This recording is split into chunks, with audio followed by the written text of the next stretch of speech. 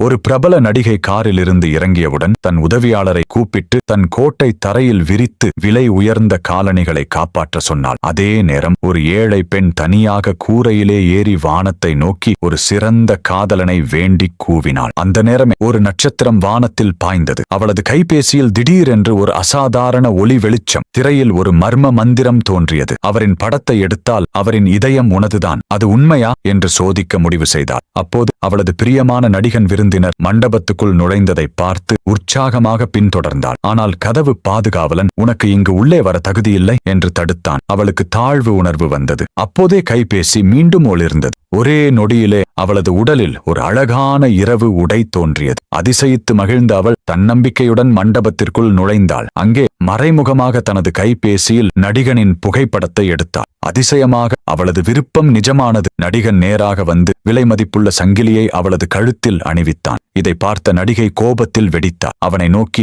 அந்த சங்கிலி என்னுடையது என்று சண்டையிட்டாள். ஆனால் நடிகன் இந்த சங்கிலிக்கு தகுதியான ஒரே பெண் இவர்தான் என்று ஏழை பெண்ணை காப்பாற்றினான். அடுத்த நாள் நடிகை அவளை சந்தித்து சங்கிலியை திருப்பிக் கொடு என்றாள். ஆனால் அவள் துணிச்சலுடன் மறுத்தாள். கோபத்தில் நடிகை சூடான காப்பியை அவள் மேல் வீசினாள். அந்த நொடியில் நடிகன் ஓடி வந்து அவளை தனது கைகளில் தாங்கிக் கொண்டான். அந்த மந்திர கைபேசியின் உதவியால் அந்த ஏழை பெண் தனது சிறந்த காதலனை கண்டுபிடித்தாள்.